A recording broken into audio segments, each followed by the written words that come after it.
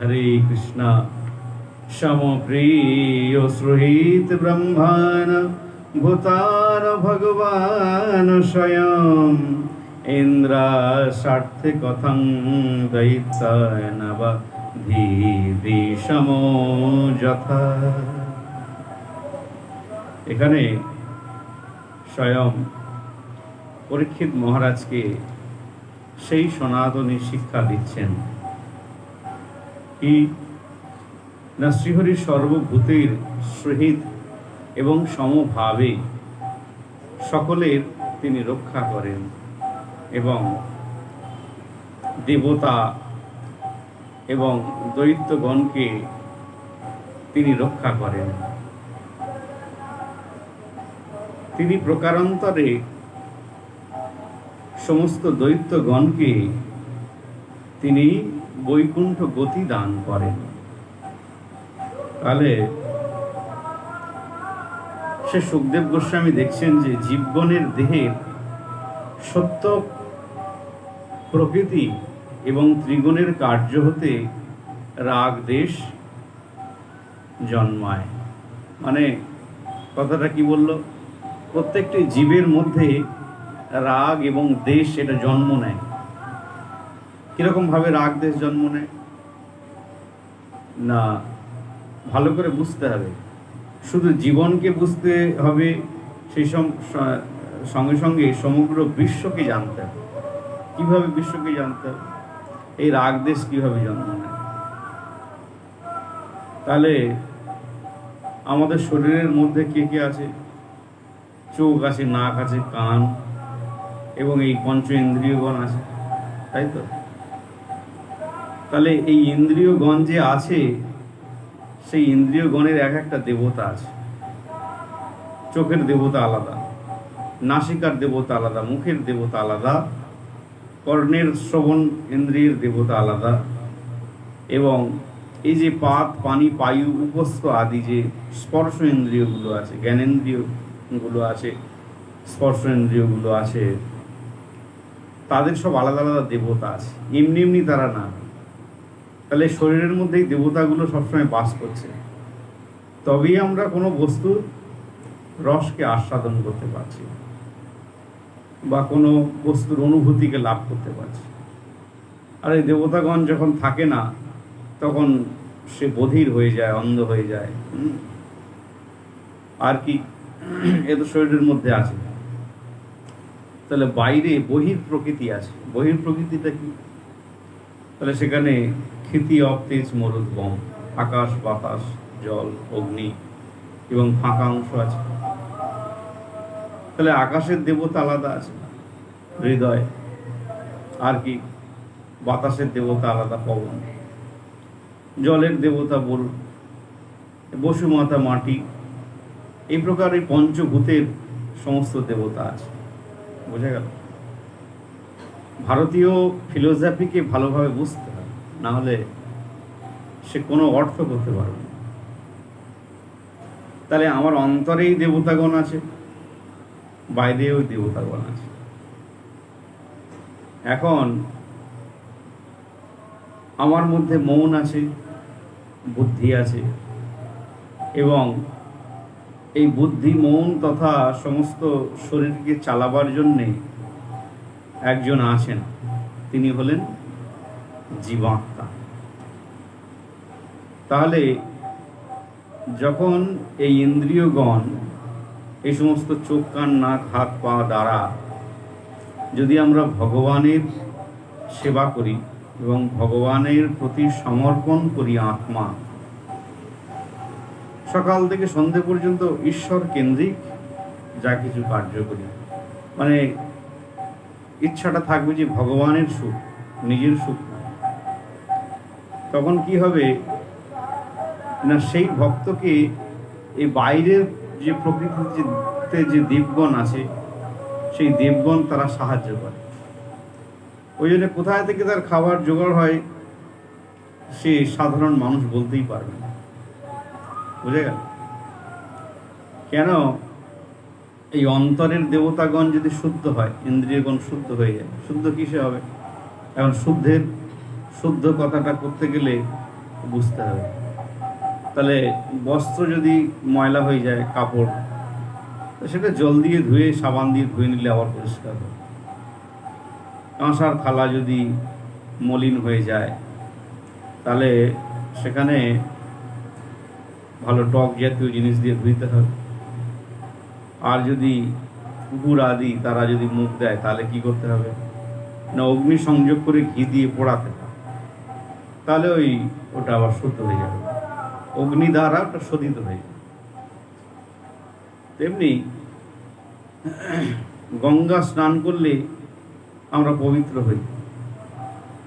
আর গঙ্গা কিসে পবিত্র হয় না, সাধুগণ যখন গঙ্গার জলকে স্পর্শ করে তখন গঙ্গাই পবিত্র হয়ে যায়। তাহলে এই প্রকার এই হরি কথা শুনলে, শ্রবণ করলে জীবের অন্তর তখন ধীরে ধীরে পবিত্রতা প্রাপ্ত হয়, পবিত্র হয়ে যায়।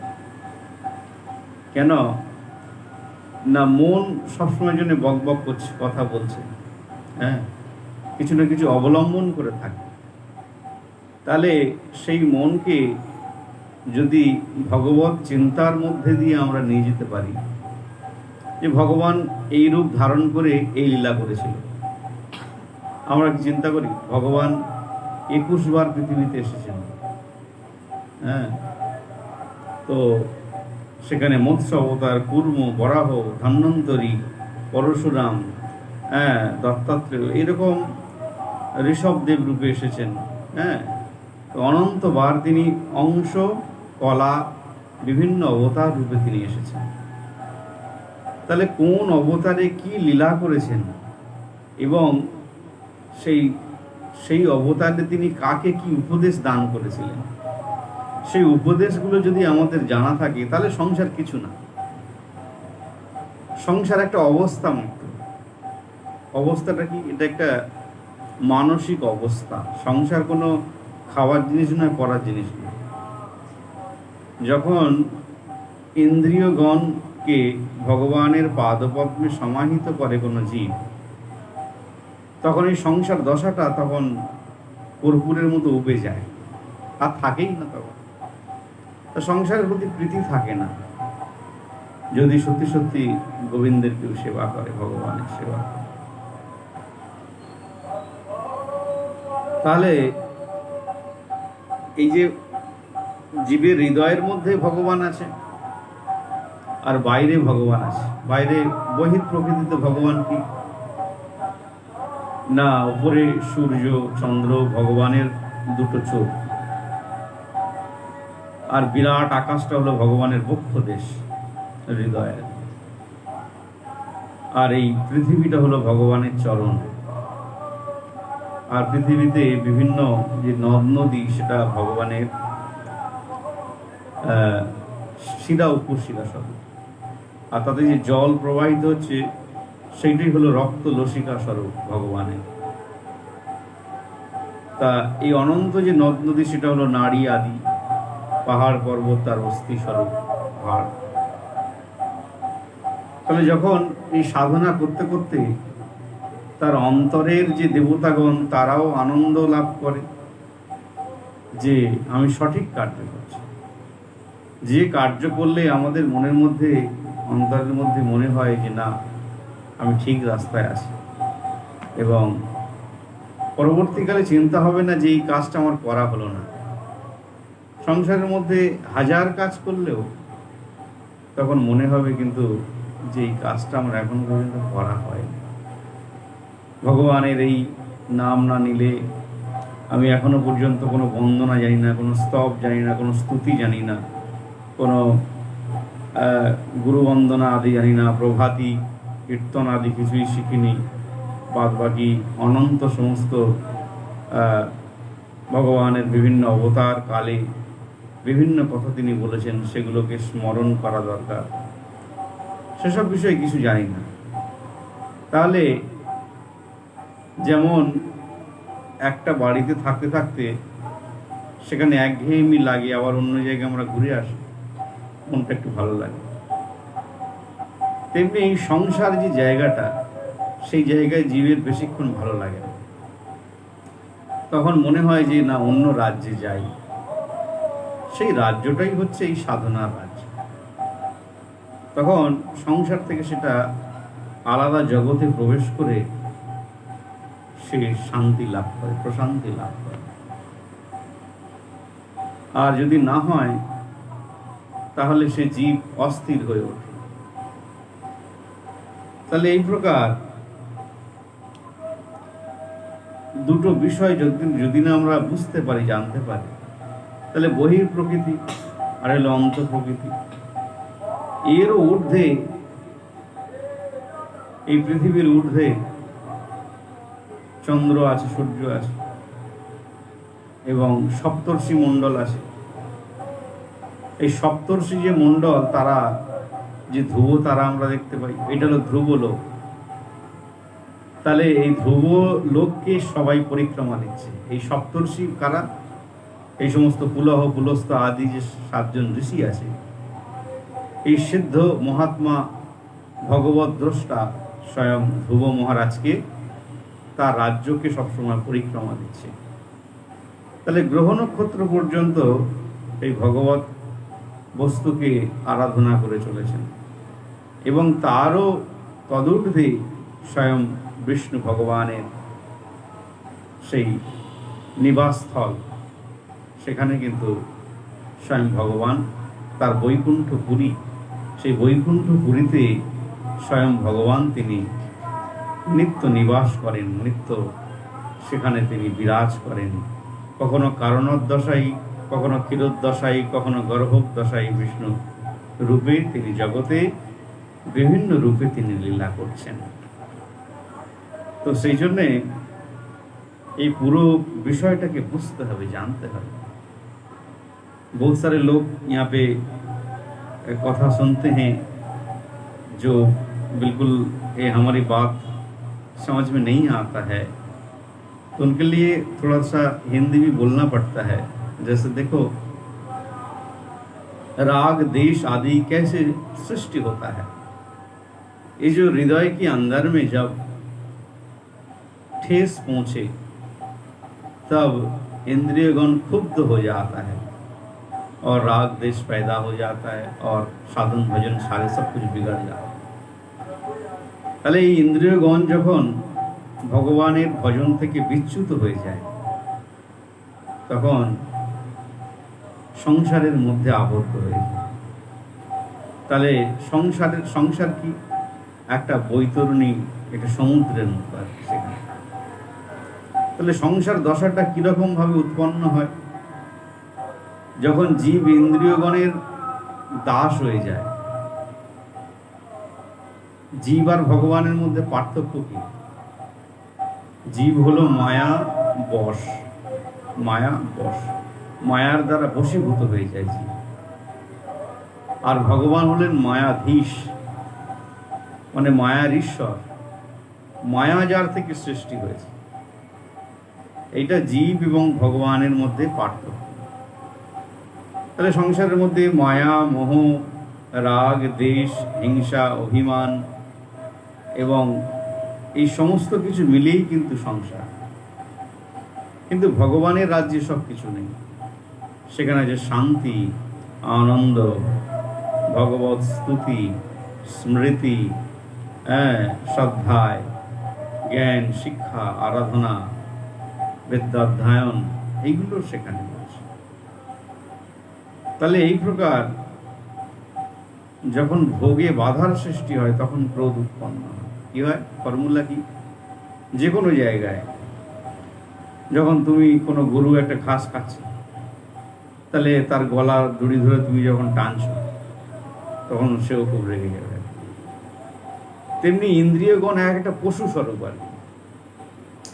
সেটা আমাদের মধ্যেই বসে থাকে ভেতরে, আমরা বুঝতে পারি না। যখন সময় আসে তখন তাদের স্বরূপকে সে দেখায়। ওই জন্যে সংসার থেকে আলাদা হয়ে থাকতে হয়, কারণটা হলো এইটা। তাহলে যারা ওই রাগ, দেশ আদি, সেখানে ছোট ছোট বিষয়ে আনন্দ, মজা, সেসব নিয়ে তারা থাকে, তাহলে সেই বিষয়টাকে যতক্ষণ না ত্যাগ করে সে নির্জনতা লাভ করে, ততক্ষণ সে সংসার দশা থেকে নিবৃত্তি লাভ করতে পারে।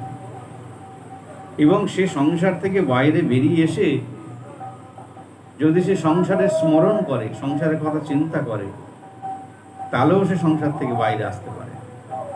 কারণ একটা স্থূল দশা আর একটা সূক্ষ্ম দশা। তাহলে সূক্ষ্মভাবে যদি সেই আমরা সংসারের কথা চিন্তা করি, তাহলে সেই কীরকম দর্শনটা, যেমন বলছে ভাগবত যে পক্ষীগণ শকুন আদি তারা আকাশের অনেক ঊর্ধ্ব লোকে ওঠে, উড়ে উড়ে চারিদিকে অনুসন্ধান করে। তাদের দৃষ্টি থাকে কোথায় না ওই রকম কোনো পচা বস্তু তার প্রতি থাকে। তাহলে অত ঊর্ধ্বলোকে গিয়েও তার চিন্তাটা কিন্তু ওই রকম জায়গাতে থাকে।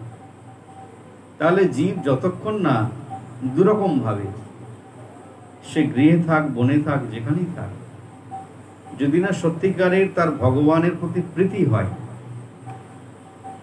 সাধু কেন করতে যাবে? সংসারে কত আনন্দ, ভালো ভালো খাও, মাছ, মাংস, ডিম, পেঁয়াজ, যা যা ইচ্ছা হয়, এবং বাইরে কত সুস্বাদু খাবার, সেগুলো সে খাবে, দাবে, সংসার করবে, খাটবে, ফুটবে, আনন্দে থাকবে। কি দরকার আছে এই লাল বস্ত্র পরে এই সংসার থেকে আলাদা হয়ে? কি তার মধ্যে আছে জানি না, কেন এগুলো করে তারা? এটা প্রশ্ন হওয়া উচিত। তাহলে একদিকে হচ্ছে ইন্দ্রিয়গণের খাবার জোগানো, আর একদিকে হচ্ছে ইন্দ্রিয়গণকে ওই সমস্ত বিষয় থেকে বহির্ভূত করে ভগবানের চরণের সেবা সুখ দান করা। তাহলে সেইটা হলে শুভ ফল উৎপন্ন হয়। আর সংসারের যেটা বিষয়, তাতে পচা ফল উৎপন্ন হয়। কেন না? সেখানে মন একটা জ্ঞান লাভ করে বটে। জীব জীবনের যতদিন বাঁচে সেই সমস্ত জীবন জুড়ে সে জ্ঞান লাভ করে। সংসার থেকেও জ্ঞান লাভ করে, ভালো বস্তুর মধ্যে থেকে জ্ঞান লাভ করে, খারাপ বস্তুর মধ্যে থেকেও সে জ্ঞান লাভ করে। যখন সে খারাপ হলো তখন সে বললো যে না, এটা করা যাবে না, সেটাও জ্ঞান হলো। তাহলে এই প্রকার জীব সব দিক দিয়ে জীবনের সমস্ত দশাতে সে জ্ঞান লাভ করে। কিন্তু মুশকিলটা কি না, সেখান থেকে বেরিয়ে আসতে পারে। কেন না? একটা অদৃশ্য সুতোতে বাঁধা থাকে, সেটা হলো মোহ, মায়া। সেটাকে ছেদন করে সে বেরিয়ে আসতে পারে। কথামৃতের কথায়, ঠাকুরের কথায়, দুজন লোক বনে দর্শন করতে গেছে। ঠাকুর বলেছে তোরা ফিরে আসবি আমার কাছে। একজন জঙ্গলের মধ্যে যেতে দেখছে একটা বিরাট বড় পাঁচিল ঘেরা, সেখানে খুব হই হই হচ্ছে, নাচ গান হচ্ছে, এবং ভালো ভালো খাবার দাবার সেখানে, তা আরও কত মজার রসের বিষয় সেখানে। তখন একজন বলছে আচ্ছা আমি যাই, ওপারে যাই, দেয়ালের ওপারে গিয়ে আমিও একটু দেখি, ঘুরে আসি। অপর বন্ধু বলছে তুমি যেও না, গুরুদেব তো আমাকে ফিরে যেতে বলেছে, আমরা দেখেই চলে যাই। বলছে না, আমি ঘুরে আসি, তুমি এখানে একটু অপেক্ষা করো, দেখেই আসি। সেখানে ঘুরে আসতে গেল। ঘুরে আসতে গিয়ে দেখছি যেই গেল সবাই তাকে খুব আদর সম্মান করলো, তা সে সেখানেই থেকে গেল, আর আসলো। আর এই বলছে ও সে তো ডুবেই গেল, তাহলে আমি ফিরে যাই গুরুদেবের কাছে। তাহলে এই যে গল্পটা ছিল, এর দ্বারা কি হয়, জগতের অনেক কিছু থাকবে, সেগুলো দ্বারা কি হয়, সংসার মানে কি দুটো বিষয়, দেহ এবং গেহ। সেখানে শরীর সংক্রান্ত বিষয় থাকে, আর অর্থ টাকা কড়ির বিষয় থাকে। এই দুটো নিয়েই সংসার হয়। বাদ বাকি মন, ইন্দ্রিয়গণ কিছু কিছু সুখ অনুভূতি পায়, কিন্তু এই টোটাল বিষয়টাকে বলা হয় অবিদ্যা, বিদ্যা নয়। কেন না? ভগবান বলছেন যে জীবাত্মা তার কোনো সংসার দশাই নেই। যখন প্রশ্ন করছেন ভক্তগণ, তখন তিনি বলছেন, ভক্তরা কি প্রশ্ন করছেন যে আচ্ছা, আমরা যদি ভগবানের অংশ হই তাহলে কেন আমরা এই প্রকার দেহের মধ্যে বন্ধন হয়ে পড়ি, এই জীবন লাভ হয় আর জীবনে এসে এত কষ্ট সুখ ভোগ করি? তখন স্বয়ং ভগবান তিনি বলছেন যে জীবের আদৌ কোনো সংসার দশাই নেই, কিন্তু জীব অবিদ্যা লাভ করে। অবিদ্যা মানে অন্ধকার বা মায়া। তার জন্য সে মনে করে এর মধ্যে ভালো জিনিস আসে, কিন্তু যখন সেটাকে অ্যাডপ্ট করে ফেলে তখন সে দেখে যে এর মধ্যে কিছুই নেই, শুধু বাড়িল জঞ্জাল, জঞ্জাল ছাড়া কিছু। তাহলে সেই জন্যে যখন সে চিন্তা করে যে এই সমস্ত ত্যাগ করে আমাকে গুরুদেবের পাদপদ্মকে আশ্রয় করে আমাকে সাধন করতে হবে, এবং তার মধ্যে একটা দৃঢ়তা আসতে হবে। দৃঢ়তা মানে কি, যে যতক্ষণ গুরুদেব বা অন্যান্য সাধুগণ বলবেন ততক্ষণ আমি সাধনা করব, এটা না। তার মধ্যে একটা দৃঢ়তা আসবে যে আমাকে সাধন করতে হবে। কেউ আমাকে বলে দেবে না যে তুমি সাধনা করো। এই যে একটা প্রেরণামূলক নিজের স্থিতি, সেটা নিজেকেই গুরুদেবের স্মরণ রেখে ভগবানের ইচ্ছায় তাকে এগিয়ে যেতে হবে। এবং তার হৃদয়ের মধ্যে চৈত গুরুরূপে স্বয়ং ভগবান থাকেন, তখন তিনি রাস্তা দেখান। এবং সে যখন শুদ্ধভাবে চিন্তন করে, তখন ভগবানই তাকে সাহায্য করে, নতুন পথ দেখায় এবং সে প্রশান্তি লাভ করে। তাহলে সেই কারণে সেই সুখদেব দেখছেন যে জীবের এই দেহের যে প্রকৃত সত্তাদি ত্রিগুণের কার্য হতে রাগ, দেশ ইত্যাদি এগুলো জন্মায়। ত্রিগুণ কি? সত্য, রজতম। যখন সত্যের ভাব বেশি হয় মনের মধ্যে, যে না আজকে হরি কথা শুনব, তখন জীব ভগবানের সংস্পর্শে থাকে এবং তার চেতনাগুলো জাগরিত হয়, বুদ্ধি সুপ্রসন্ন হয়, নির্মল হয়, আত্মার প্রলেপ, এই ঢাকা পড়ে যাওয়া অবস্থা সেটা সরে যায়। যেমন মেঘ রাশি সূর্যকে ঢেকে ফেলে, আবার মেঘ সরে গেলে তখন সূর্যের আলো আমরা দেখতে পাই। তেমনি বিভিন্ন অবস্থা, আমার কষ্ট, আমার দুঃখ, এটা আমার কর্মেরই ফল। আমি সেই প্রকার কর্ম করেছি। অনেকে তো আমাকে না চাইতে অনেক কিছু উপহারও দেয়, বস্ত্র আদি, কাপড়, খাবার দাবার দেয়। তাহলে সেটাও আমার ফল, কর্মের ফল। আমি সেই জমিতে চাষ করেছি বলে আমি ফসল পাচ্ছি।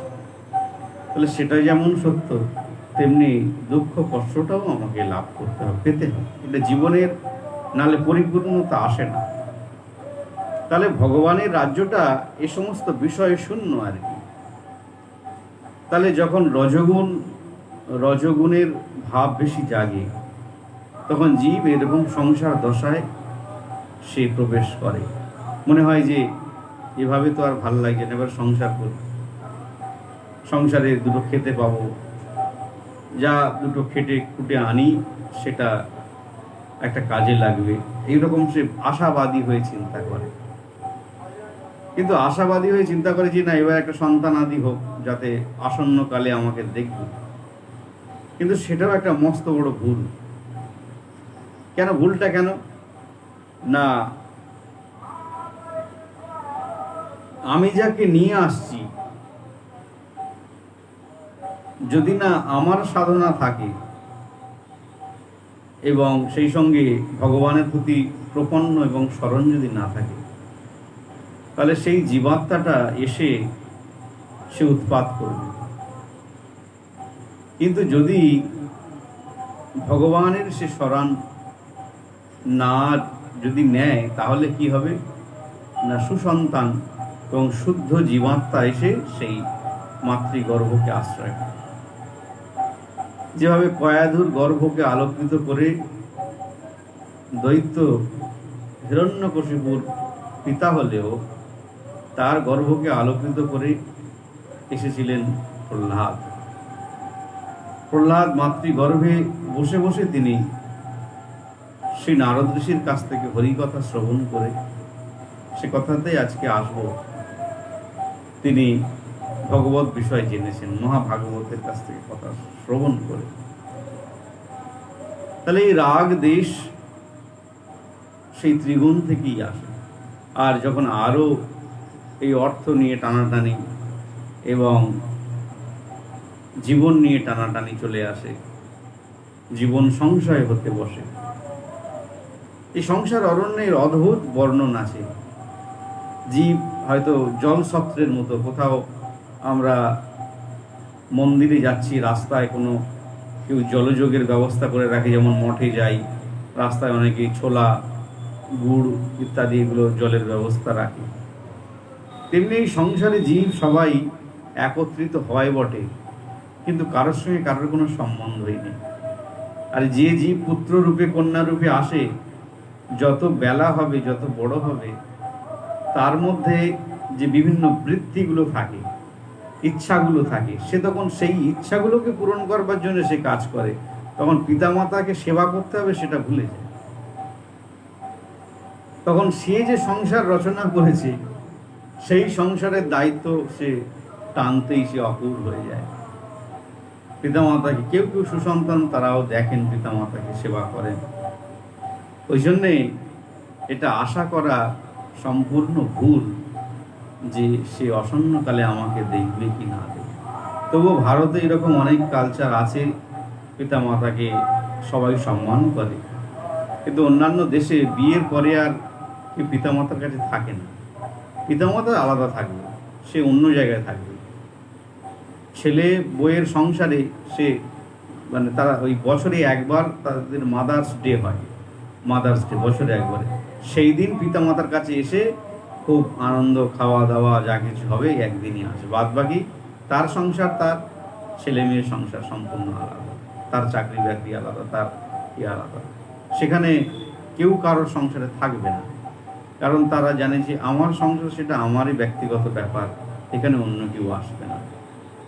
তারা কখনো এটা ভাবতেও পারে না এবং করেও না। ভারতীয় কালচারের মধ্যে এই ফ্যামিলি কালচারটা আছে, পূত পরিবার, একসঙ্গে সবাই থাকা। তাহলে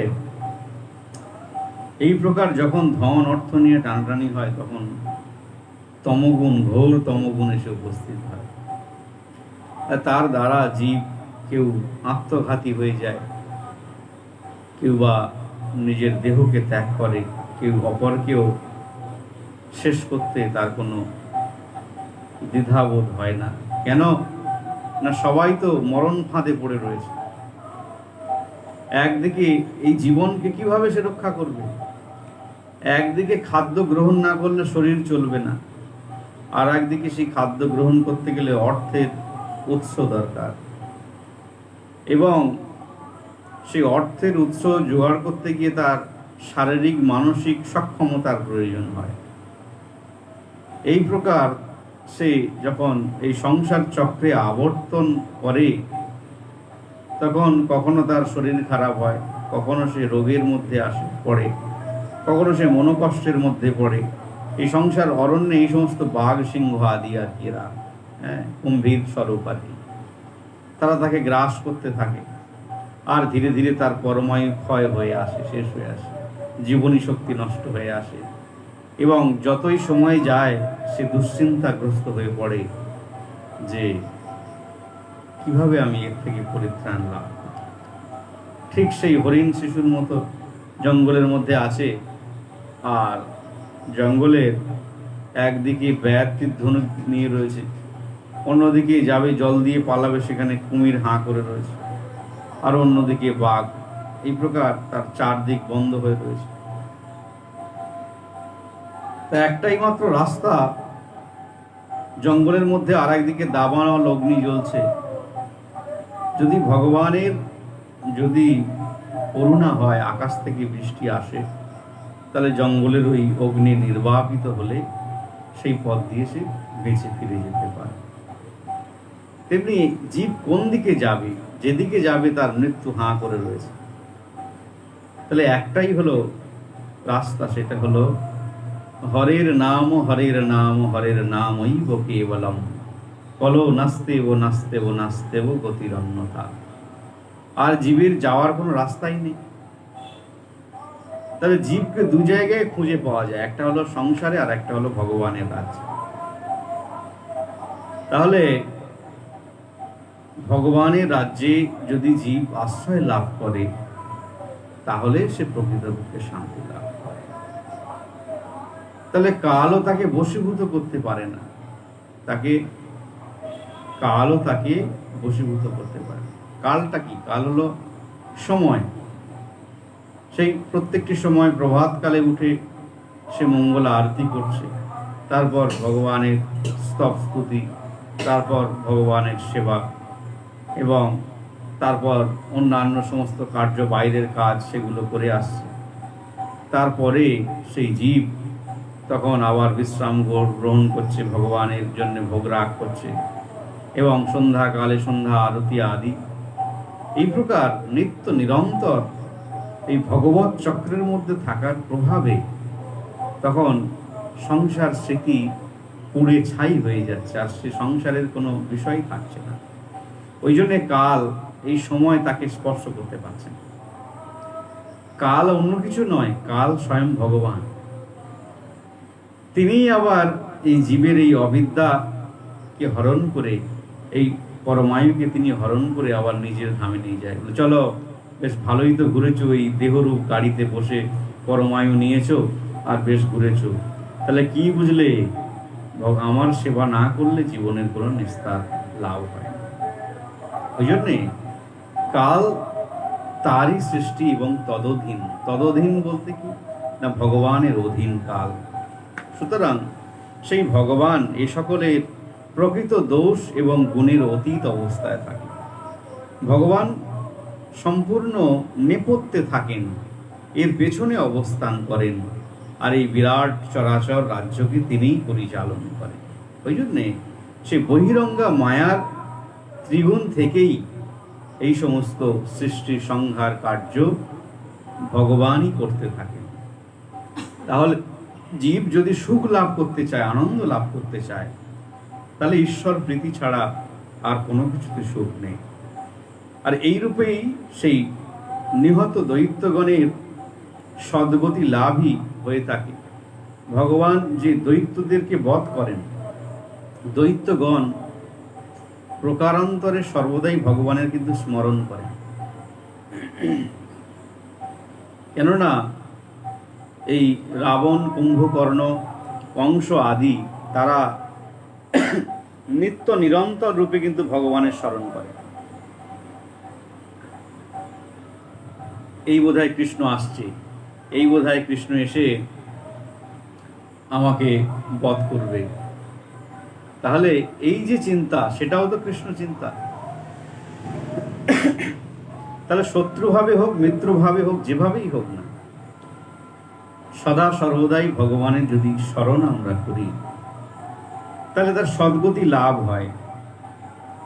সেই জন্যে স্বয়ং জিজ্ঞাসিত নারদ বাক্যে, শিশুপাল কেন শৈশবে কৃষ্ণ দেশী এবং কৃষ্ণ নিন্দুক হয়েও তার হস্তে নিহত এবং সাযুজ্য মুক্তি লাভ করেছিলেন? সে কথাই বলতে গিয়ে বলছেন শ্রী ভগবান তিনি জয় বিজয় নামে বৈকুণ্ঠের দুজন দ্বারপাল ছিল। আর কারা ছিল? জয় এবং বিজয়।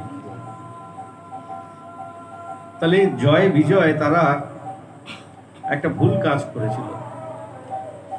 স্বয়ং ব্রহ্মা তিনি যখন ভগবান তাকে সৃষ্টি করতে বলেন যে প্রজা সৃষ্টি করো, তখন তিনি প্রথম মনের দ্বারা সৃষ্টি করেছিলেন 4 জন ঋষি কুমারকে। তাদেরকে বলা হয় চতুর্ষণ। তাদেরকে কি বলে? চতুষ্ষণ। এই চতুষ্ষণ কারা? না সনক, সনন্দন এবং সনত কুমার। এই চারজন হলেন ঋষিকুমার। তাহলে এই ঋষিকুমারকে যখন বললো কই তোমরা সংসার করো, তখন উনি বলছেন যে সেই চারজন বলছে ওই সংসারের মধ্যে রাগ, দেশ, অভিমান ইত্যাদি বর্তমান, আমরা ওই সংসার করব না। তখন কিন্তু রম্ভা খুব রেগে গিয়েছিলেন। তার ক্রোধ থেকেই তখন রুদ্রের জন্ম হয়েছিল। হ্যাঁ, ক্রোধ যখন এলো প্রচন্ড, তখন তার কপাল দেশ থেকে এক বিরাট বড় ঈশ্বরের জন্ম হলো। তিনি রোদন করছেন, কাঁদছেন। তখন বললো তুমি কেঁদো না, তোমার পার্বতী আদি, কালী আদি, শ্যামা আদি তোমার অনন্ত পত্নী হবে, এবং তুমি রুদ্র রূপে, শিব রূপে, তোমার নাম রুদ্র, এবং তুমি শিব রূপে জগতে পূজিত হবে। তাহলে সৃষ্টির প্রারম্ভিক কথাগুলো আছে। এখন বিষয় হচ্ছে এই যে চারজন যে ভগবানের থেকে সৃষ্টি হলো, চারজন স্বয়ং ব্রহ্মার থেকে সৃষ্টি হলেন, তারা কেউ সংসার গ্রহণ করলেন না বলে তারা সর্বদাই ওই 6 বছরের মতো তার এরকম বয়স থাকে। তারা বড় হয় না, তারা সর্বদাই শিশুর মতোই থাকে আর কি। তারা আর ওই রকম কৌপিন পরিহিত বা উলঙ্গই থাকেন। 5-6 বছরের বা এরকম ছোট বাচ্চা, সে আর কইটুকু হবে কেন না? তারা দিগম্বর, তারা এই সমস্ত বস্ত্র আদি কিছু পরিহিত করেন, যেমন সাধুরা ওই রকম থাকেন। তাহলে এই প্রকার একদিন তারা চিন্তা করলো ভগবানের রাজ্যে আমরা বৈকুণ্ঠ ধামে যাবো আর কি। তা বৈকুণ্ঠ ধামে গিয়ে যখন তার দরজায় এসে উপনীত হয়েছে, তার ছোট ছোট বালক, এখন যে কোনো রাজ্যে যেতে গেলে তার দরজায় দারোয়ান থাকে, তাকে দ্বারপাল বলা হয়, বা মডার্ন ল্যাঙ্গুয়েজে আমরা সিকিউরিটি বলি, সিকিউরিটি গার্ড থাকে। তাহলে এরা কারা ছিল না? জয় বিজয় আর কি এরা। তাহলে সেই হিরণ্যকশিপুর এই জয় বিজয় তারা বলছে যে তোমরা এই ছোট ছোট বালক, তোমাদের এখনো পর্যন্ত বস্ত্র পরিধান করার জ্ঞান হয়নি, আর তোমরা এসো ভগবানকে দর্শন করতে। এই যাও যাও যাও, এখান থেকে যাও, যাও যাও যাও, এখান থেকে যাও, পালাও। হ্যাঁ, এইরকম তাদেরকে ঘৃণার ছলে আর কি তাড়িয়ে দিয়েছে। তার প্রভাবে বলছে আচ্ছা বেশ, যে রাজ্য ভগবানের রাজ্য, সেই রাজ্যে না থাকে কোনো দেশ, না থাকে কোনো ঘৃণা, তার কোনো লেশ মাত্রই থাকে না, তাহলে তুমি আমাদেরকে এই প্রকার তাড়িয়ে দিচ্ছ। তাহলে যেখানে যে রাজ্যে হিংসা দেশ আদি আছে, সেই রাজ্যে তুমি এক্ষুনি গমন করো। এই বৈকুণ্ঠ লোকে তোমাদের থাকার অধিকার নেই, আমরা অভিশাপ করছি, তোমাদের সর্বনাশ হয়েছে। এই কারা এরা? তখন তার টনক নড়ল, সাধারণ কোনো বালক কেউ নয়, ভুল হয়েছে। তখন ভগবানের কাছে দৌড়ে গেছে সেই বৈকুণ্ঠের দ্বারপাল, তারা দুজন ভগবানের কাছে জানালে বলল আমার কিছু করার নেই, আমি কিছু করতে পারবো না। ভগবান এলেন, ভগবানকে দর্শন করে তারাও প্রীত সন্তুষ্ট হলেন। কিন্তু ভগবান বলছে তুমি ভক্তের চরণে অপরাধ করেছ, তুমি আমার ভক্তের চরণে অপরাধ করেছ, এই অপরাধ আমি খণ্ডন করতে পারবো না। যার কাছে অপরাধ হয়েছে তিনি যদি ক্ষমা করেন, আমি তো ভক্তের বশীভূত, ভক্ত আমার প্রাণ। তাহলে বৈকুণ্ঠ রাজ্যে অপরাধেরও বিচার আছে। যেমন সংসারে অপরাধ করলে তার বিচার আছে, সমাজে তার বিচার আছে, শাস্তি আছে। বৈকুণ্ঠ রাজ্যে অপরাধ করে কেউ ফিরে যেতেও পারে। বৈকুণ্ঠ মানে যে সেখানে অপরাধ হলে তার ক্ষমা নেই এমন না, ক্ষমা আছে এমন না। তাহলে সাধনার রাজ্যে অপরাধ হলে তারও কিন্তু শাস্তি আছে, না হলে তো সবাই স্বেচ্ছাচারী হয়ে যাবে। তখন বললো যাও তোমরা তোমাদেরকে কৃপা আমি করব, আমি তোমাদেরকে উদ্ধার করব। যখন তারা শরণ নিলেন যে হে ভগবান, তাহলে আমাদের উপায় কি হবে? বলে যাও তোমরা হিরণ্যকশিপুর হিরণ্যাক্ষ রূপে জন্মগ্রহণ করো, আমি তোমাদেরকে উদ্ধার করব আবার সময় হবে। তাহলে ভগবান এই প্রকার তিনি লীলা করলেন আর কি। তাহলে সেই হিরণ্যাক্ষ এবং হিরণ্যকশিপুরে রাবণ, কুম্ভকর্ণ, তারা শিশুপাল, দন্তবক্র রূপে সমস্ত দৈত্যগণ তারা জন্মগ্রহণ করলেন। এইভাবে তারা কর্মবশে সেই ভগবানের যে বৈভব পোষণ করলেও তার ভাবের দ্বারা সেই সমস্ত চিন্তা করলে তারা ভগবানের সর্বদাই চিন্তা করত। যেমন ভাবই হোক, শত্রু ভাবে হোক, মিত্র ভাবে হোক, তখনই ভগবান তাদেরকে সাযুজ্য মুক্তি, যে যেমন পাত্র থাকে সেই প্রকার ভগবান সেই বিষয়বস্তুকে দান করেছেন। ওই জন্যেই ভ্রাত সেবং বিনিহতে হরিণা ক্রোড়মূর্তিনা হিরণ্যকশিপুর রাজন পর্যাপ্ত পাদ্রোষাশুচা। ভগবান শ্রীহরি সেই বরাহ মূর্তিতে দেবপক্ষ অবলম্বন করে তিনি হিরণ্যকশকে বধ সাধন করলে তখন হিরণ্যকশিপুর অত্যন্ত ক্রোধে সে তখন জ্বলে উঠল আর কি, এবং তিনি সন্তপ্ত হয়ে নিরপেক্ষ ভগবানের ভক্ত, এই যে ভক্তের পক্ষপাতিত্ব করা, এটা তারা সহ্য করছেন। তাহলে কোন সময় হিরণ্যাক্ষকে বধ করেছিল?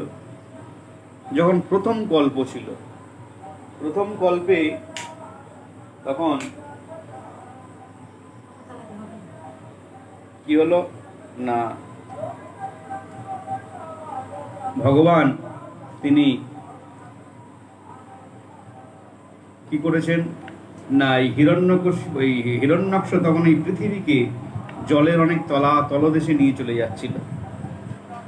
তখন তিনি তাকে বধ করে এই পৃথিবীকে আবার উপর দিকে আনলেন, ধরিত্রী দেবী। বুঝে গেল? তাহলে এই প্রকার তার সঙ্গে যুদ্ধ হলো, তিনি বরাহ রূপ ধারণ করেছিলেন।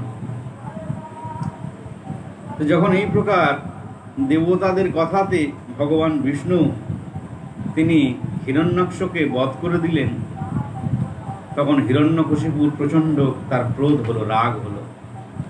দেখো, বিষ্ণু সবসময় দেবতাদের পক্ষ নয়, আমার ভাইকে সে মেরে ফেলল। তখন তিনি অত্যন্ত ক্রোধান্বিত হল এবং সেই হিরণ্যকশিপুর তখন তিনি অত্যাচার করতে লাগলেন এবং সেই সমস্ত রূঢ় তপস্যা তিনি করতে লাগলেন। তিনি ব্রহ্মার তপস্যাতে নিমগ্ন হলেন যে আমি তপস্যা দ্বারা আমি কিন্তু স্বয়ং মৃত্যুকেও পর্যন্ত পরাভূত করব এবং অমরত্ব বর প্রাপ্ত করব, যাতে আমার মৃত্যু হবে না, এবং আমি এই প্রকার বিষ্ণুকে পর্যন্ত আমি বধ করব, এরকম তার সংকল্প হল। তখন তিনি তপস্যা করতে আরম্ভ করলেন। এক পায়ে দাঁড়িয়ে নিচের দিকে মাথা করে তিনি সাধন করতে লাগলেন। তার শরীরটা একটা উইয়ের ঢিপি হয়ে গেল, মানে তার কঙ্কাল সার হয়ে গেল। সেটা দেখে তখন স্বয়ং ব্রহ্মা তিনি আর থাকতে পারলেন না। তিনি এসে বললেন, বৎস, তোমার সাধনাকে তুমি বিশ্রাম দাও, আমি এসেছি, বলো কি বর চাই। তখন স্বয়ং ব্রহ্মাকে প্রণাম করলেন এবং তিনি বললেন, যদি বর দিতে হয় আমাকে অমরত্ব বর প্রদান করুন। তখন তিনি বললেন, অমরত্ব বর তো আমি দিতে পারবো না, তুমি অন্য বর চেয়ে নাও। তখন তিনি বললেন যে না, যদি বর দিতে হয় অমরত্ব বর আপনি আমাকে দিন। তখন বললেন ঠিক আছে, তুমি প্রকারান্তরে তুমি কি চাও বলো, আমি দিয়ে দেব। তখন তিনি বললেন যে আমি কোনো ব্রহ্মার সৃষ্ট, তোমার সৃষ্ট কোনো মানুষের হাতে আমি মারা যাব না। আমি কোনো অস্ত্রে শস্ত্রে আমি মরব না, আমি রাত্রিতে মরব না, কোনো নর বানর পশু আদি কারোর দ্বারা আমার মৃত্যু হবে না। আমার আকাশে মৃত্যু হবে না, বাতাসে মৃত্যু হবে না, না ঘরে মৃত্যু হবে, না বাইরে মৃত্যু হবে, না রাতে মৃত্যু হবে, না দিনে মৃত্যু হবে, না জলে মৃত্যু হবে, না স্থলে মৃত্যু হবে। এবং তোমার শ্রেষ্ঠ কোনো জীবের দ্বারা আমার কোনো মৃত্যু হবে না। এই বর আমাকে দিতে হবে। তখন তিনি সেই বরকে যখন প্রার্থনা করলেন, ব্রহ্মা বললেন তথাস্তু। ব্রহ্মা তো জানেন যে আমি প্রকৃত ভগবান নই, আমি ভগবানের আজ্ঞাতে আমি এই সমস্ত কার্য করি মাত্র। সেই মতো অবস্থাতে হিরণ্যকশিপুর তখন সমস্ত স্থাবর জঙ্গম যা কিছু আছে বিষ্ণুলোক পর্যন্ত সমস্ত ঋষিগণকে তখন তিনি অত্যাচার করতে শুরু করলেন। যজ্ঞ মণ্ডপ ভেঙে দিচ্ছে, যে অসুররা যেমন মন্দির ভেঙে দেয়, এই দুর্গা পুজো দুর্গা ঠাকুরকে ভেঙে দিচ্ছে, নানান রকম অত্যাচার করছে, এগুলো সব অসুরদের কার্য আর কি। তখন সে ঐশ্বর্যে মদমত্ত হয়ে তখন আরও অন্যান্য কাদের প্রতি অত্যাচার করছেন না, দেবতাগণের প্রতি সে অত্যাচার করছে। কারণ দেবতাগণ তো সর্বদাই ভগবানকে উপাসনা করে, তাহলে দেবতাগণের প্রতি অত্যাচার শুরু করে। আর কার প্রতি না, বেদ হলো ভারতবর্ষের মূলীভূত বস্তু, যার দ্বারা সমস্ত হিন্দু সাম্রাজ্য পরিচালিত হয়। সেই বেদ স্বয়ং ভগবানের মুখনিসৃত বাণী। সেই বেদ কেউ সৃষ্টি করেনি, স্বয়ং ভগবান তিনি স্বয়ং বেদ রূপে প্রকাশিত হয়েছেন। তাহলে সেই বেদের প্রতি অমর্যাদা, এটি হলো অসুরের কার্য। হিরণ্যকশিপুর দেবতা এবং বেদের প্রতি অত্যাচার শুরু করল। আর কি, গো। তাহলে চিন্তা করতে হবে কারা সুর এবং অসুর। এখানে বোঝা যাচ্ছে যারা গরু কেটে খায় তারা কিন্তু অসুর, গোমাংস ভক্ষণ করে। কেন অসুর?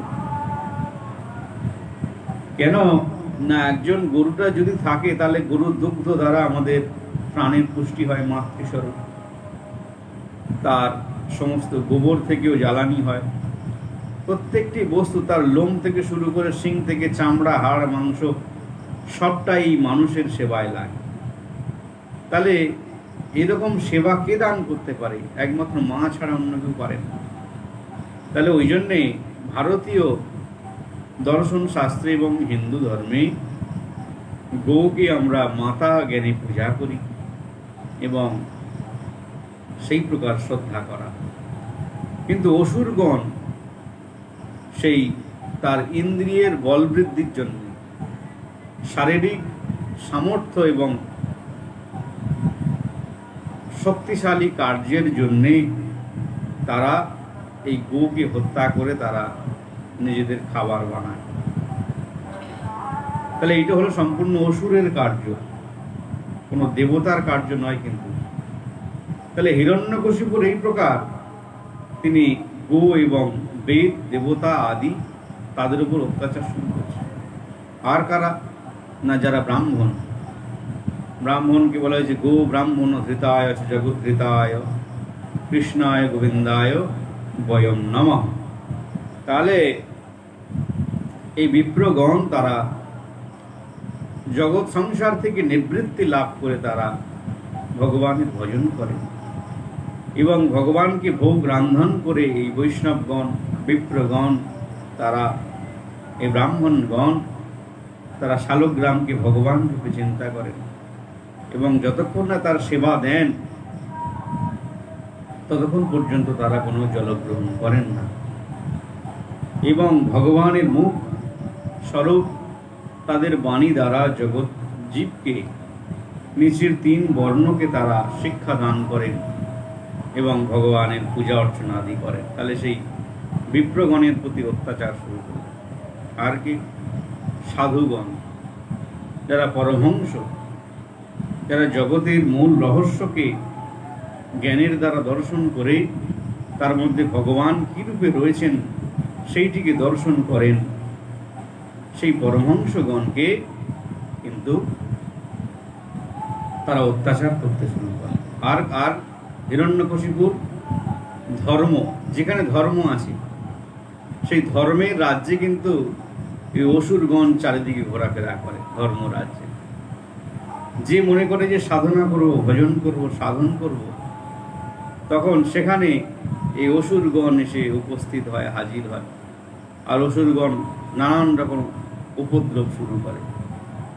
এই অসুর 2 রকমের আছে, ভেতরে আছে এবং বাইরেও আছে। ইন্দ্রিয়গণ, মন, চক্ষুকর্ণ, নাসিকা, জিহ্বাত্মক, এরাও যেমন শত্রুতা করে, আবার বাইরে সমাজেও সমস্ত ভগবত বিদ্বেষীগণ তারাও এইরকম সাধন ভজন করতে দেয় না। তাহলে হিরণ্যকশিপুর এই সমস্ত গৌ, বেদ, ব্রাহ্মণ, ধর্ম আদির উপরে অত্যাচার শুরু করল। তাহলে কি হলো? ধীরে ধীরে ধীরে ধীরে সমস্ত সাধুগণ তার প্রতি অপ্রসন্ন হয়ে তখন অভিসম্পদ করতে লাগল। কিন্তু যেহেতু সে ব্রহ্মার পরে, সে প্রকারান্তরে অমরত্ব লাভ করেছে, সেই জন্যে সবই তো ব্রহ্মার সৃষ্টি এবং মনু থেকে সমস্ত ঋষি আদি ব্রহ্মার থেকেই তো সব সৃষ্টি। তাহলে এই সমস্ত তার সৃষ্টি দ্বারা কোনো কার্যই সাধিত হচ্ছে না, কোনো ফল হচ্ছে না, কোনো আসার হচ্ছে না।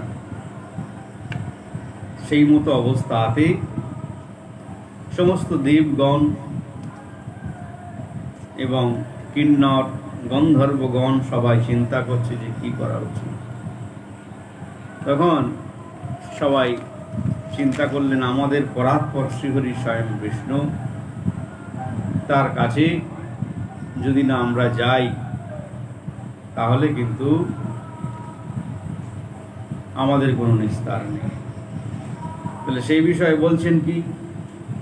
পৌরোহিতায় ভগবান বৃত্ত বাক্যং কিলাসুরৈ ষণ্ডমর্কৈ সুতৌ তস্য দৈত্যরাজ গৃহং থেকে।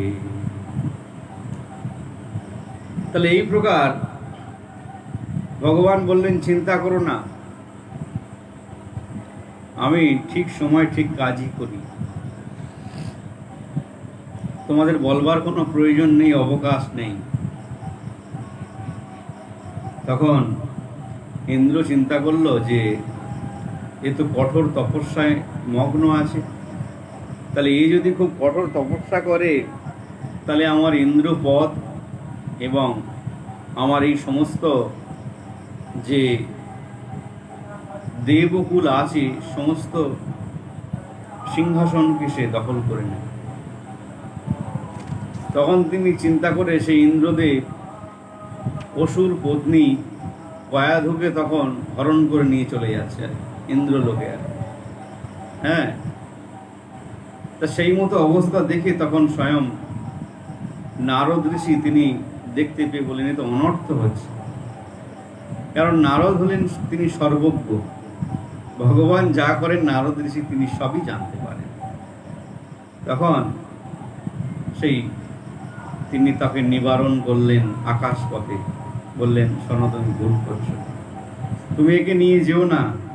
তখন বলছেন যে না, ইয়ে আমার শত্রুর পত্নী, এই কঠোর তপস্যা করছে, যদি আমি একে বধ করি তাহলে তার সাধনা ভ্রষ্ট হয়ে যাবে, সে অমরত্বকে লাভ করতে পারবে না। বলো না, এসব চিন্তা করো না, ভগবানের ইশারা তুমি জানো না। তুমি এর গর্ভে যে সন্তান আছে, তপস্যার পূর্বে এর গর্ভে সন্তান জন্মগ্রহণ করেছে হিরণ্যকশিপুর, জানেন? তিনি স্বয়ং ভগবানের একান্ত ভক্ত, তার দ্বারাই ওই মহাদৈত্য সেই বিনাশ প্রাপ্ত হবে। তুমি চিন্তা করো না, এই প্রকার তুমি আনন্দে নিবাস করো, যাও। তখন নারদ ঋষি তখন আশ্বাস বাণী প্রদান করে নারদকে নিবারণ করলেন। আর সেই মতো অবস্থাতে তিনি কয়াধুকে নিজের আশ্রমে নিয়ে এলেন। মা, তুমি আসো, তুমি কোথায় যাবে? এই দৈত্য তোমাকে, এই ইন্দ্র তোমাকে হরণ করে নিয়ে যাচ্ছে। তাহলে এই প্রকার সাধুর কার্য সাধু করেন। তাহলে প্রাচীন মনি ঋষিদের আশ্রমে তখন সবাই এসে বাস করত, অনেকে। সেই প্রকার কয়াধু তিনি নারদ ঋষি যখন সমস্ত সেবা আদি করে যখন শান্ত হয়ে বসতেন, তখন তিনি বিভিন্ন প্রশ্ন করতেন, আর সেই প্রশ্নের জবাবে ভগবানের কথা শ্রবণ করাতেন নারদ ঋষির সঙ্গে।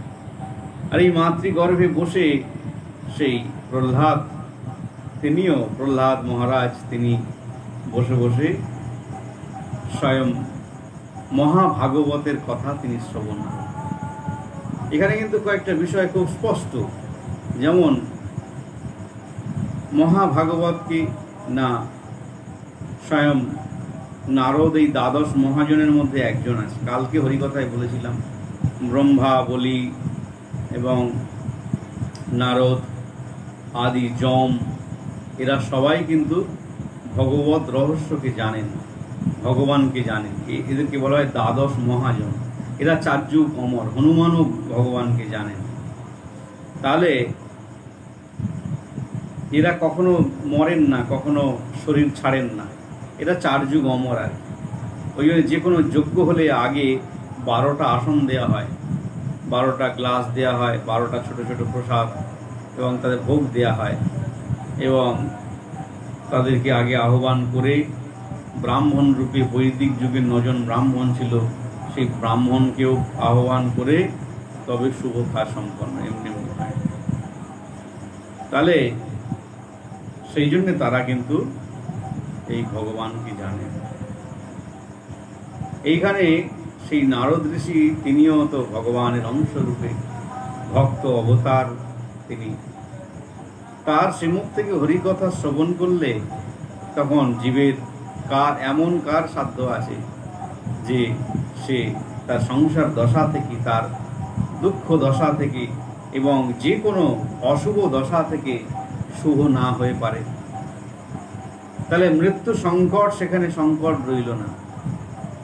এই প্রকার নারদ ঋষি তিনি তাকে নিবারণ করে আনলেন।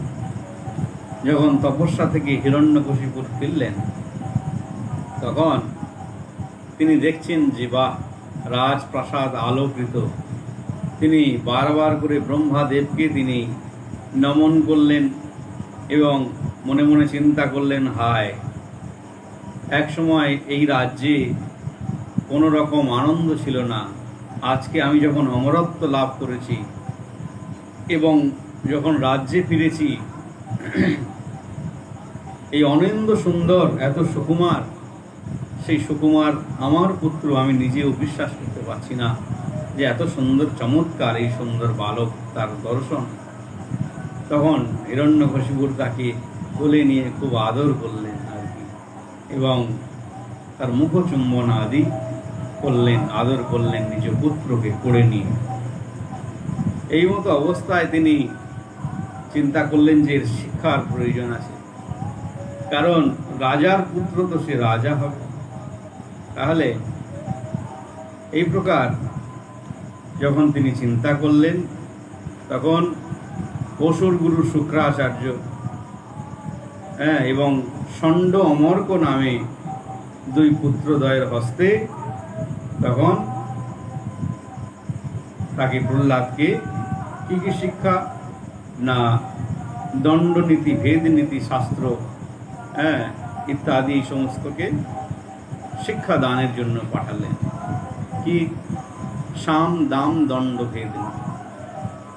রাজ্য নীতি এই 4 প্রকার বিশেষ। যখন দেখতে হবে যে এর সঙ্গে আমি পেরে উঠব না, তখন মিত্রতা স্থাপন করতে হবে, বোঝা গেল? তার সঙ্গে বন্ধুত্ব করতে হবে। তাহলে এটাকে বলা হয় এইরকম। যখন দেখা গেল যে যে সে বুদ্ধির দ্বারা তাকে আমাকে পরায়ত্ত করতে হবে, তখন বলতে হবে যে দেখো, এই আমি তুমি তো সমান। এই প্রকার বিভিন্ন ধর্মের কথা বা বিভিন্ন লজিক সামনে এনে তাকে সমান সমান যুদ্ধ যাতে না হয় সেই চিন্তা করতে, এটা সামনীতি।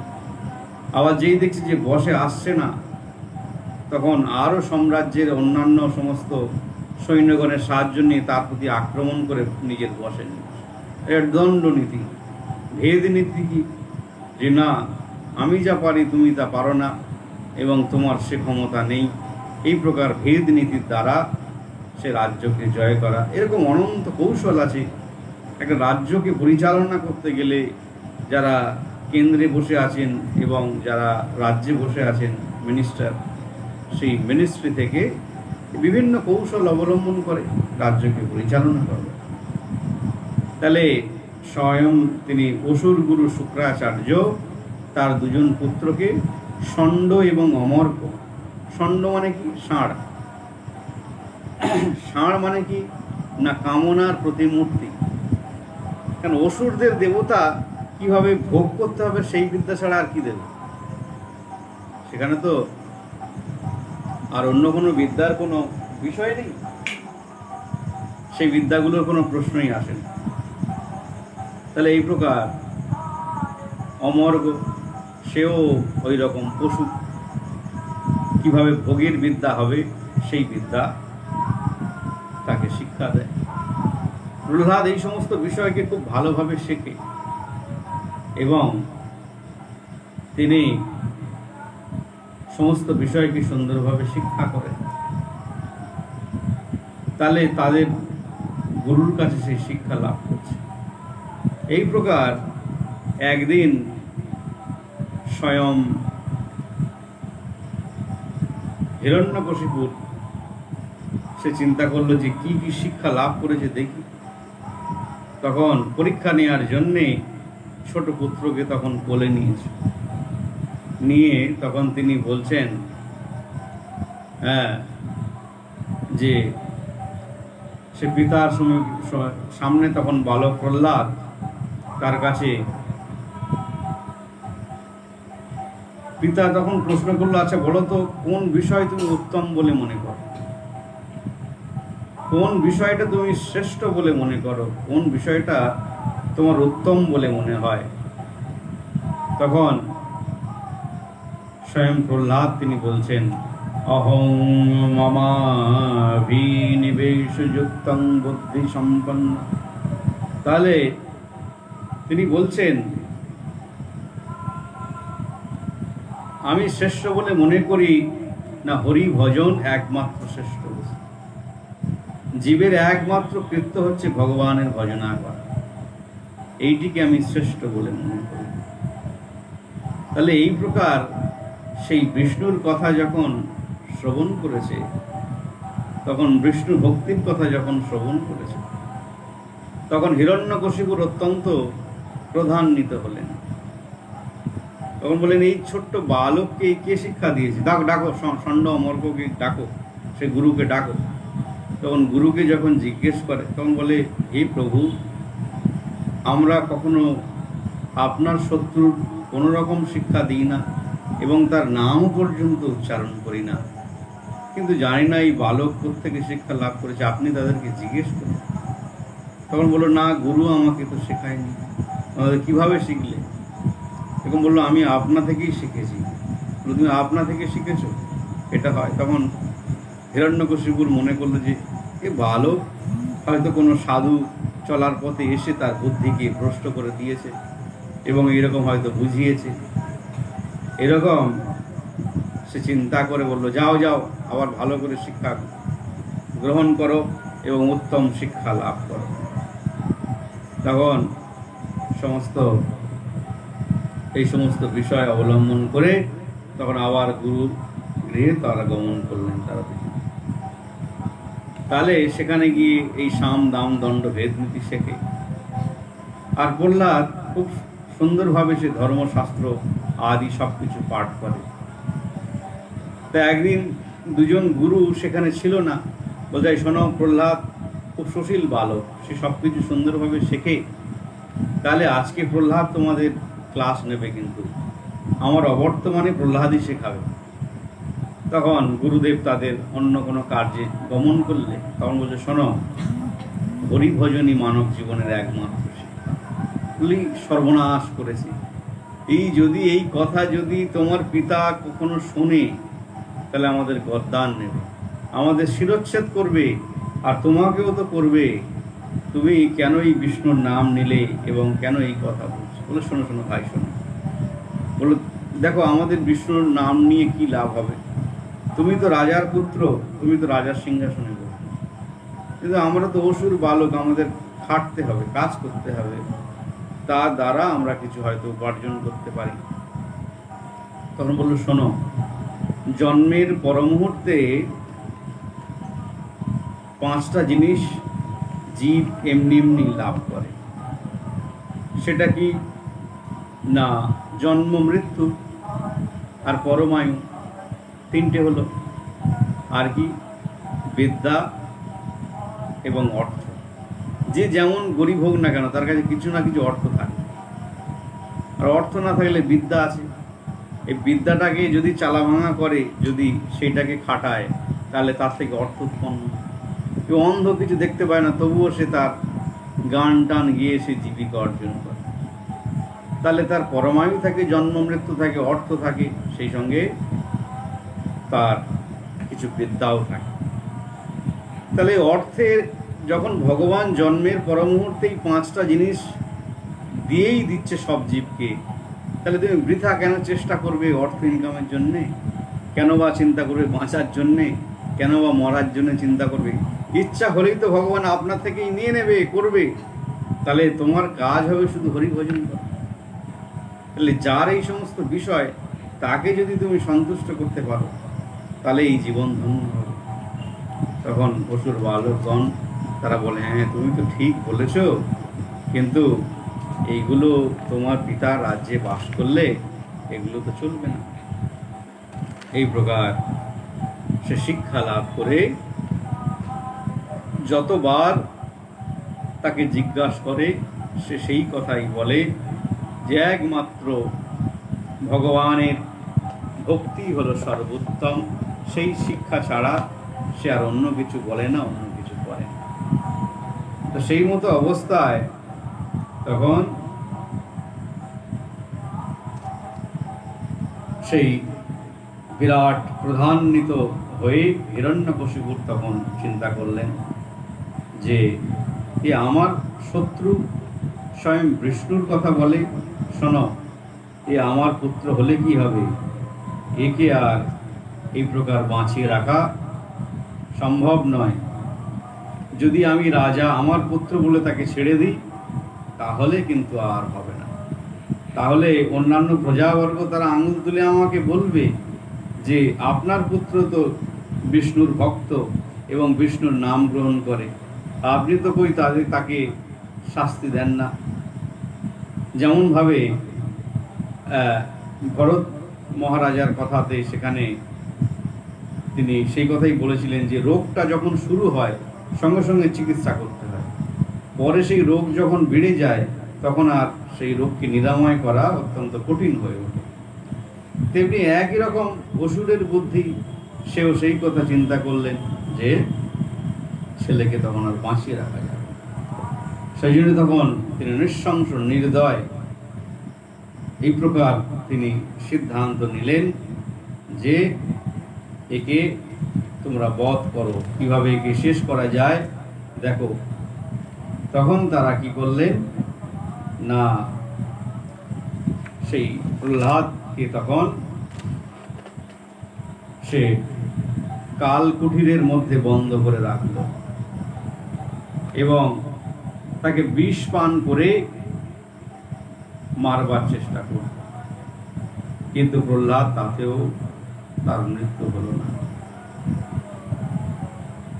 কোনো কিছুতেই মৃত্যু হলো না। উঁচু পাহাড়ের ওপর দিয়ে তাকে ফেলে দিয়ে মারবার চেষ্টা করল, তবুও কিন্তু প্রহ্লাদ মহারাজের মৃত্যু হলো না। আগুনে পুড়িয়ে মারবার চেষ্টা করলো, কিন্তু তাতেও কিন্তু কোন রকম তার মৃত্যু হলো না।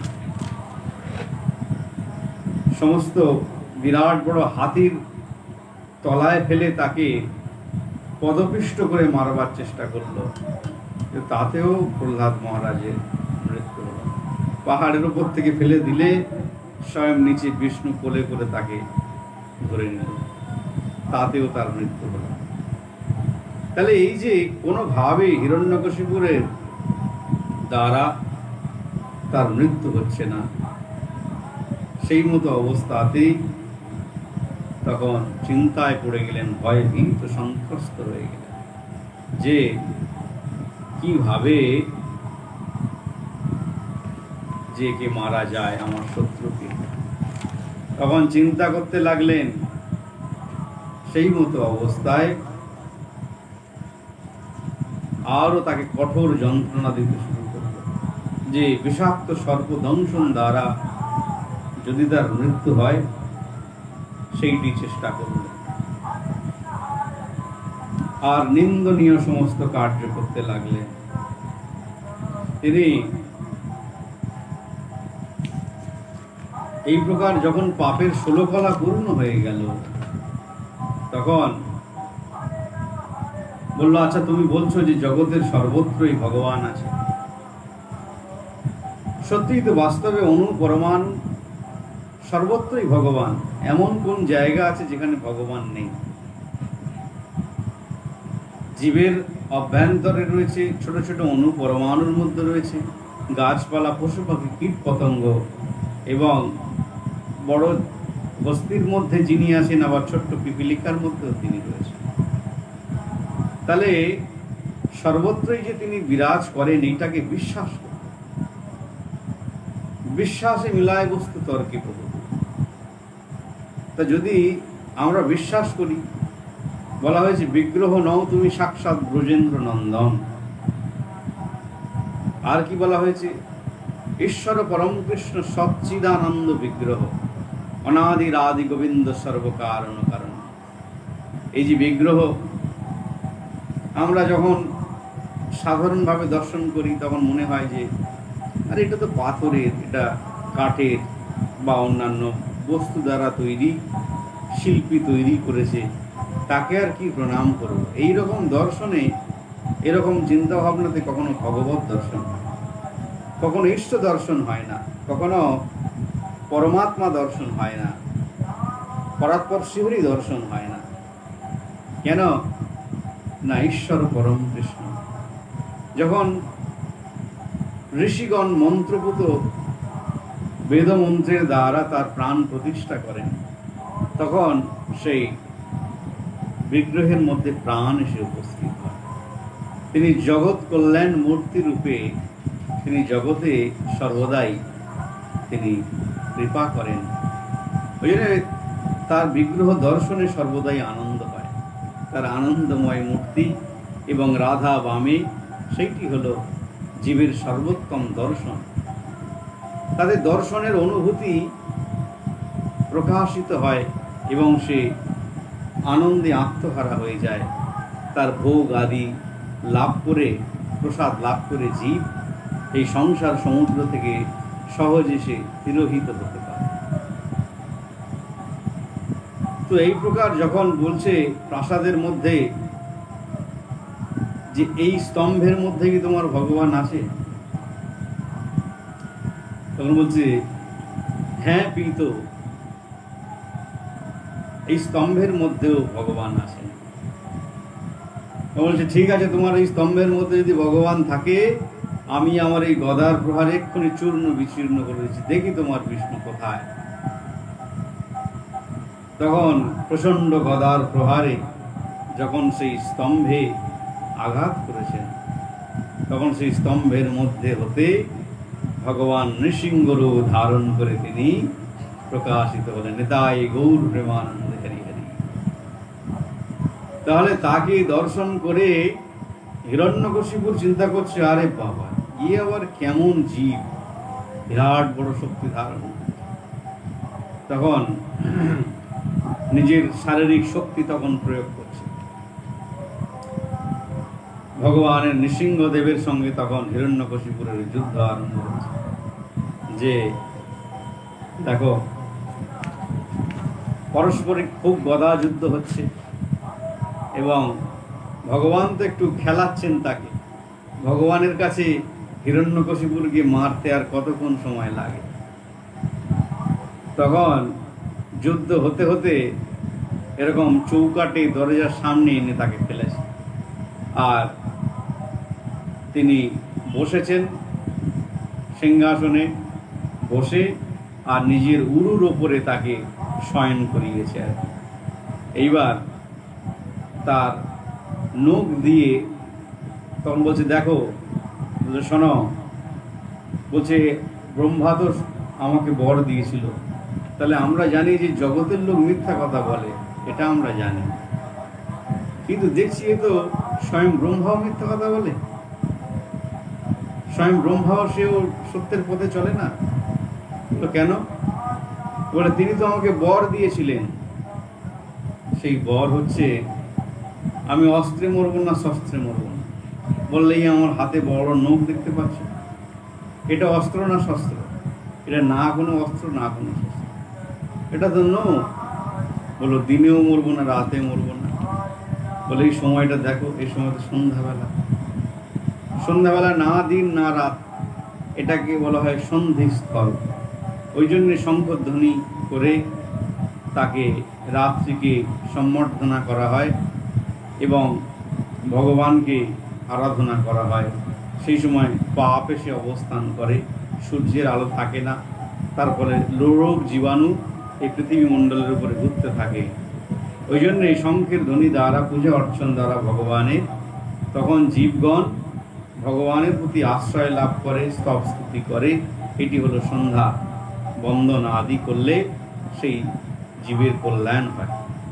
যত শহরে যাবে সেখানে এই প্রকার সংস্কৃতি হারিয়ে গেছে, তার প্রভাবে তারা অনন্য জগতে, মনের জগতে, সৃষ্টির জগতে, বিজ্ঞানের জগতে ঘুরে বেড়ায়, কিন্তু সেখানে শুধু দুঃখই লাভ হয়। আত্মপ্রশান্তি লাভ করতে গেলেই একমাত্র গোবিন্দের চরণ ছাড়া আর পৃথিবীতে কোনো জায়গায় সে প্রশান্তি লাভ করতে পারে। তাহলে এই প্রকার হিরণ্যকশিপুর তখন বলছে, আচ্ছা, কিন্তু বলে, আমি তো কোনো জলে মরবো না, স্থলে মরবো না, তা ঘরে মরবো না, বাইরেও মরবো না। বলছে, এটা জল নয়, স্থল নয়, তুই আমার কোলে বসে আছিস, দেখ। আর বলছে, এটা ঘরেও নয়, বাইরেও নয়, দেখ, দরজাতে বসে আছিস। দরজাটা না ঘর না বাইরে। ওই জন্যে আমাদের শিশুকালে মায়েরা বা বড় বড় যারা গার্ড, যারা পিতা বা বড় যারা যারা থাকে, তারা বলে যে এই দরজায় বসো না। কারণ হচ্ছে ওইটাই, যে অসুরকে বিনাশ করেছিল স্বয়ং ভগবান, সেই জন্যে দরজায় বসতে নেই। তাহলে সেইটা একটা বিষয়। বলছে, দেখো, আমি তো কোনো ব্রহ্মার সৃষ্ট কোনো নর বানর, কোনো মনুষ্য কারোর হাতে তো আমি মারা যাব। তোর বলছে, আমার দিকে তাকিয়ে দেখো, আমাকে তুমি কেমন দেখছো? বলছে, না, তুমি তো পুরোরূপী মানুষও নও, তোমার শরীরটা মানুষের মতো, কিন্তু মুখটা তো সম্পূর্ণ সিংহের মতো। বললো, তাহলে কি আমি পশু? বললো, না, পশু হলে তো তার হাত পা, তার সমস্ত কিছু আলাদা। তখন বলছে, তাহলে ব্রহ্মার সৃষ্টি, তুমি কি ব্রহ্মার দ্বারা সৃষ্ট নও? বলছো, আরে পাগল, ব্রহ্মাকে আমি সৃষ্টি করি, আমি জগৎ নিয়ন্তা। এখন তোমার মৃত্যু এসে আসন্ন হয়েছে, তুমি বেদ, গোমাতা, ব্রাহ্মণ, সাধুগণ এবং এই সমস্ত সংস্কৃতির প্রতি তুমি সর্বদাই বিদ্বেষ পোষণ করে সমস্ত দেবগণকে পর্যন্ত সিংহাসনচ্যুত করেছ এবং তুমি সর্বদাই বিদ্বেষ করো, ফলে কোন রক্ত তোমার শরীরে চলছে সেটা আমার দেখতে হবে। এই বলে বিরাট গর্জন করে নখ দ্বারা তখন তার পেটের মধ্যে এমনভাবে ঢুকিয়ে দিলেন হাত, আর তার উদর বিদীর্ণ হয়ে গেল, কেটে গেল আর কি। সেখান থেকে রক্ত আদি সব বেরিয়ে এলো, আর সেই নাড়িটা হিরণ্যকশিপুর তখন তার নাড়ি মুখে দিয়ে চেবাচ্ছেন আর কি, কোন রক্ত প্রবাহিত হচ্ছে দেখো। কেন ভক্ত ভগবানের লীলা কি না, সেখানে অসুর লীলা, অসুর রূপে ভক্ত সে লীলা করছে, আর ভগবান তিনি তারা রসাস্বাদন করছেন। এই লীলা অপূর্ব লীলা। তখন তার প্রচণ্ড তর্জন গর্জনে সেখানে কিন্তু আর কেউ টিকতে পারছে না। যখন স্বর্গে থেকে সমস্ত পুষ্প আদি বর্ষিত হচ্ছে সেখানে, কিন্তু নৃসিংহদেবের এত তর্জন গর্জন, এত যে ভয়ঙ্কর রূপ, সেই ভয়ঙ্কর রূপের কাছে আর কেউ যেতে পারছে না। না ব্রহ্মা যেতে পারছে না, নারদ আদি সমস্ত ঋষিবৃন্দ, না অন্যান্য দেবগণ, কেউ তার কাছে যেতে পারছে না। তখন স্বয়ং ব্রহ্মা তিনি বললেন যে প্রহ্লাদ, একমাত্র তুমি সন্তুষ্ট করতে পারো, এছাড়া কেউ যেতে পারবে না তার কাছে। তখন স্বয়ং প্রহ্লাদ সেই পদ্মফুলের মালা নিয়ে তখন সেই স্বয়ং নৃসিংহদেবের গলায় যখন স্পর্শ করালেন, তখন তার রাগ প্রশমিত হলো ধীরে ধীরে। তখন তিনি বললেন যে আচ্ছা, আমাকে দেখি তুমি ভয় পাচ্ছ না? বলছেন, হে প্রভু, আমি আপনার থেকে সৃষ্টি, তাহলে আপনি আমার পিতা, তাহলে জগতে এমন কি আছে পুত্র পিতাকে দেখে ভয় পায়?